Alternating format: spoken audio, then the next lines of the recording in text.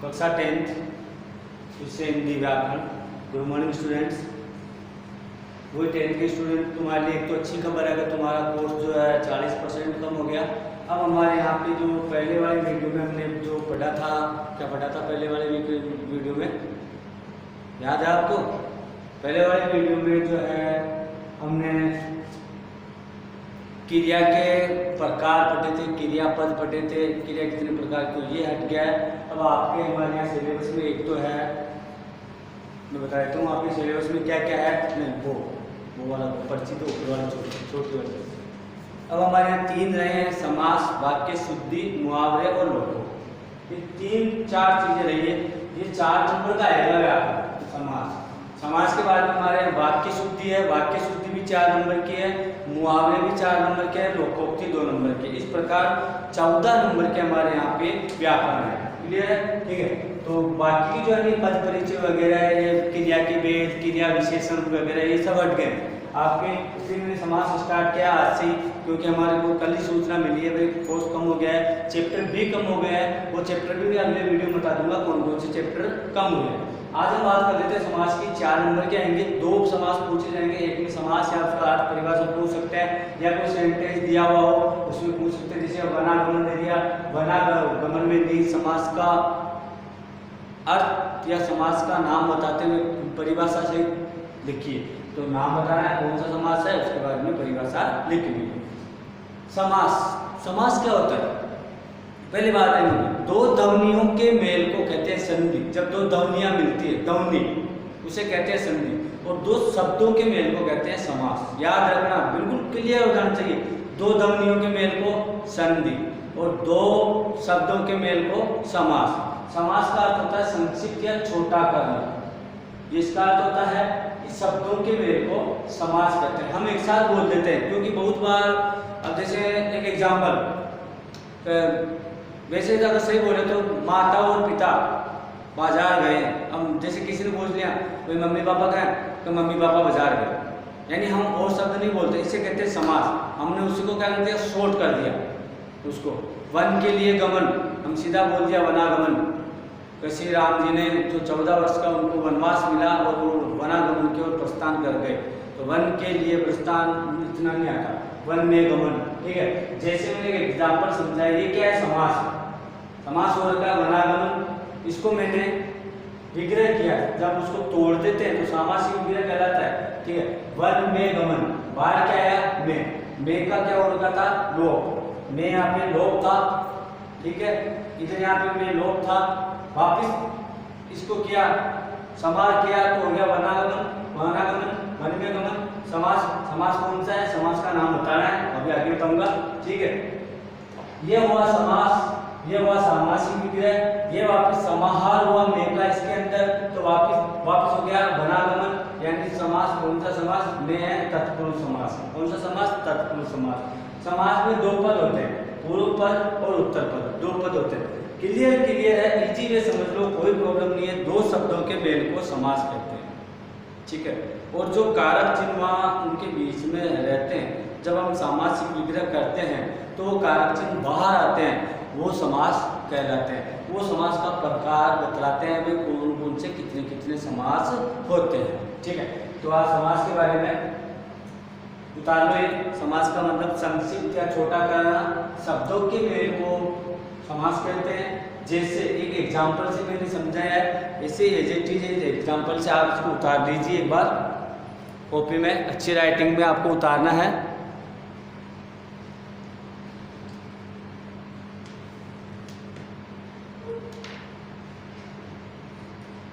उतार लिया होगा, मिटा दो उसको, ये लो सब।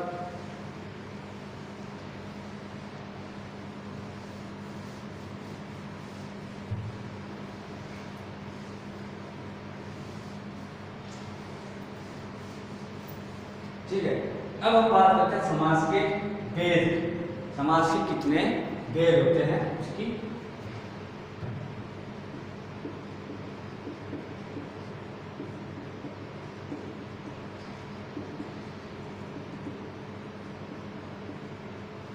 समास के मुख्य जो है 6 भेद होते हैं। उनके नाम लिख देता हूं मैं। एक, सबसे पहले अवयवी भाव,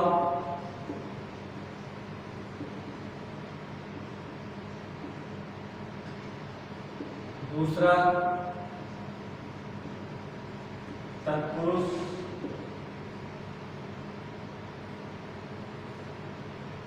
तीसरा कर्मधारय, ठीक है, चौथा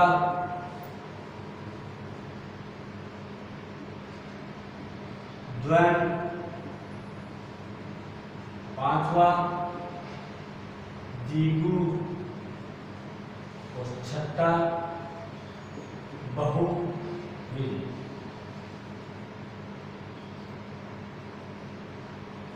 ये हमारे समास हो गए 6। पूरा पूरा लिखना है। तत्पुरुष समास, कर्मधारय समास, द्वंद्व समास, द्विगु समास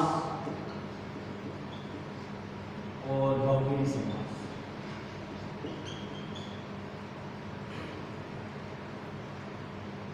ये नोट करो, आराम से नोट करना है। अच्छी राइटिंग में हस्तलेख आपका अच्छा होना चाहिए, बिल्कुल तरीके से लिखा हुआ सामने दिख रहा है। बिल्कुल मैं पीछे से देख रहा हूँ अभी। विषय हिंदी व्याकरण लिखा हुआ है। समास 4 नंबर का आएगा, वो अंक है 4 अंक लिख लेना वहाँ पे।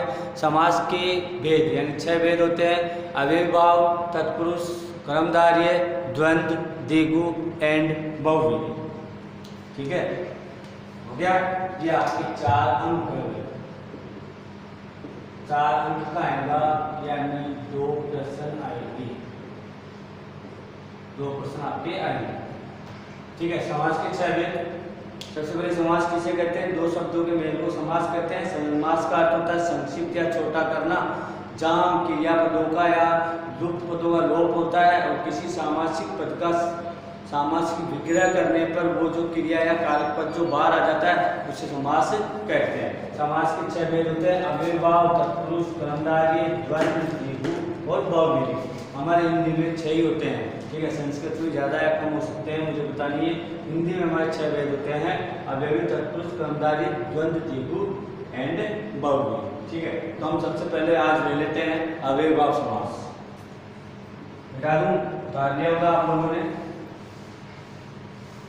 अब जो टॉपिक हमारे एग्जाम में आने हैं क्लास 10 सुन लेना, बोर्ड के आपका सिलेबस भी डिसाइड हो चुका है और बोर्ड के आपके एग्जाम होंगे। ये आप गलतफहमी में मत रहना, एग्जाम नहीं होंगे, एग्जाम बिल्कुल होंगे। हो सकता है 1 नवंबर से आपकी स्कूल चालू हो जाए, 1 नवंबर से आपको स्कूल आना पड़े। ठीक है, तो सबसे पहले बात कर लेते हैं यहाँ पे अव्ययीभाव समास की।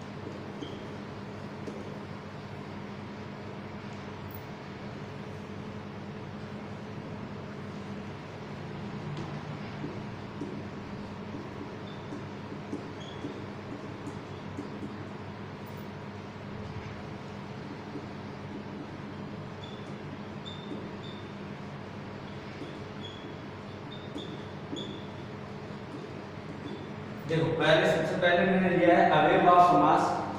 ठीक है, अब देखो इसकी परिभाषा मैंने लिख दी है। इस समास का पहला पद अव्यय होता है। अब बात आती है अवयव क्या होता है। ऐसे शब्द अवयव या अविकारी बोलते हैं जिन पर लिंग, वचन और कारक का प्रभाव नहीं पड़ता है, वे अवयव कहलाते हैं। कुछ शब्द ऐसे होते हैं जिनका लिंग, वचन कारक इनका कोई फर्क नहीं पड़ता है। या इसमें एक और शब्द हम जोड़ सकते हैं, इसमें नियम में जोड़ रहा हूँ, उपसर्ग वाले शब्द भी अवयव कहलाते हैं। जहाँ उपसर्ग लगे होते हैं उपसर्ग भी अवयव कहलाते हैं। जैसे जीवन, आजीवन। अभी आ क्या है? अवयव। आज से बहुत सारे शब्द बन सकते हैं, आमरण, आजीवन, आमरण, आजीविका, ठीक है, ऐसे शब्द है। तो जहाँ ये शब्द एक से कई जगह यूज आ सकते हैं, वहां पे वो जैसे बद, बद क्या है? अवयव का बद उपसर्ग भी। अब बद का बदतर, बदनसीब, बदनाम। तो पहला शब्द क्या होता है? ऐसे शब्द सीधे सीधे हम आपको याद रखना, ऐसे शब्द जिनका लिंग वचन और कारक से कोई प्रभाव नहीं पड़ता है। जैसे मैं बोलता हूँ, हम एक एग्जाम, राम धीरे धीरे चलता है। अब सीता, सीता भी धीरे धीरे चलती है। ये तो भाई राम पुल्लिंग है तो वो धीरे धीरे, और सीता स्त्रीलिंग है तो धीरे धीरे तो नहीं हो गया। सीता धीरे धीरे चलती है, नहीं होगा, धीरे धीरे होगा। राम ने भर पेट खाना खाया, सीता ने भी भर पेट खाना खाया, तो भर पेट आएगा। भर पेट या भर पेटी नहीं होगा। सीता ने भर पेटी खाना खाया, राम ने भर पेट खाना खाया। तो ऐसे शब्द जिनका लिंग वचन एवं कारक का कोई प्रभाव नहीं पड़ता, उन शब्दों को अवयव कहते हैं। और ऐसे शब्द जो वहाँ मौजूद होते हैं अवयवभाव समास कहलाता है। जिनका लिंग चाहे कौन सा ही हो, स्त्रीलिंग, पुल्लिंग, वचन, एक वचन, एक वचन, बहुवचन हो, चाहे कारक कौन सा भी हो, कुछ फर्क नहीं पड़ता। वे शब्द अविकारी भी बोलते हैं, को लिखा हुआ मैंने ऐसे शब्द अवयव या अविकारी जिनमें कोई विकार ना हो, कोई दोष ना हो। और अवयव का मतलब होता है अवयव, अव्यय, व्यय यानी खर्च, और अव्यय जो खर्च ना हो, यानी जो चेंज ना हो, खर्च ही नहीं हो, वो वैसा वैसे रहेगा, वो खर्च ही नहीं होगा। धीरे धीरे, भरपेट, भरपूर, राम ने भरपूर प्रयास किया, उसने भरसक प्रयास किया, वहां पे लोगों की भरमार थी, वो पानी भर कर ला रही है। तो ये से शब्द जो होते हैं ये अवयव कहलाते हैं, ठीक है। तो परिभाषा उतार दो, ये अव्ययभाव समास पढ़ रहे हैं। इस समास का पहला पद अवयव होता है। ऐसे शब्द अवयव या अविकारी शब्द कहलाते हैं जिन पर लिंग वचन कारक का कोई प्रभाव नहीं पड़ता है, वे अवयव कहलाते हैं। और उपसर्ग वाले शब्द भी अवयव कहलाते हैं, जैसे आजीवन, आमरण, यहाँ पे मैंने लिखा हुआ है, ठीक है। इसके कुछ एग्जाम्पल दिखा देता हूँ आप लोगों को।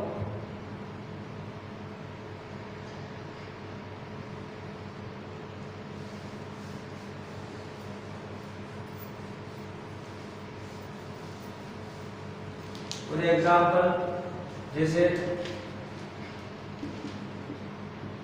यथाशक्ति। अब यथा शब्द क्या है? अवयव, यानी उसका अर्थ क्या हो जाएगा? शक्ति के अनुसार, शक्ति अनुसार। यथाविधि, यथा क्या हो गया? अवयव, यथाविधि, यथावत, यथार्थ,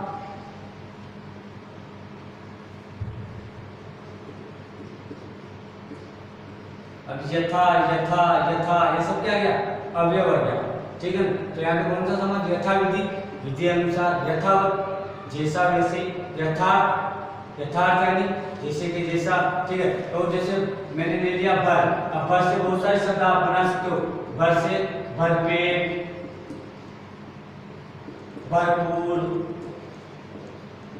भरमार। तो ये भर शब्द क्या हो गया? ये भर शब्द आपका अवयव हो गया। तो ऐसे शब्द, इस समास का पहला पद अवयव होता है। और अवयव ऐसे शब्द होते हैं जिन पर लिंग वचन एवं कारक का कोई प्रभाव नहीं पड़ता, वो वैसे वैसे रहते हैं। भरपेट, राम ने भरपेट खाना खाया, सीता ने भी भरपेट खाना खाया। राम ने भरपूर मेहनत करी, सीता ने भी भरपूर मेहनत करी। वहाँ लोगों की भरमार थी, वहाँ मक्खियों की भी भरमार थी, तो वहाँ कीड़े मकोड़ों की भी भरमार थी। हम क्या बोलेंगे? भरमार बोलेंगे। तो ये आपका अव्ययभाव समास होता है, ठीक है। अवयव के बाद हम लेते हैं दूसरा जो हमारा है तत्पुरुष समास। तत्पुरुष समास के बारे में एक बार देख लो। अव्ययभाव समास की परिभाषा वापिस आप उतार सकते हो, ठीक है। तो आज हमारे अविर्भाव समास, मेरे समाज की परिभाषा बताइए, आपको समाज की परिभाषा आपको समझ में आई होगी, ठीक है। और अविर्भाव समाज के बारे में बता दिया। अब आगे जो वीडियो में क्योंकि समाज 3 दिन का 3 वीडियो में जाएगा, 2 समास एक वीडियो में हो जाएगा हमारा और 2 समास एक वीडियो में हो जाएगा। आज हमारा अर्थ हो गया, समास का अर्थ छोटा है, संक्षिप्त करना। ऐसे 2 शब्दों के मेल को समास कहते हैं। 2 शब्द होते हैं, शब्दों के मेल को समास कहते हैं। समास के बारे में हुआ, जब समासिक विग्रह करते हैं तो कारक शब्द बाहर आते हैं या कोई विभक्ति होती है जो लोप रहती है वो बाहर आती है, ठीक है। और ये अविर्भाव समास हमारा होता है, ठीक है। इसको मिला देता हूँ। तब तक के लिए पढ़ते रहिए और समाज के रिलेटेड आपको एक समाज ऐसा रटा दूंगा कि आपको बाद में समस्या यानी कहीं आपको जरूरत नहीं पड़ेगी। तब तक के लिए गुड बाय, धन्यवाद, पढ़ते रहिए, ओके।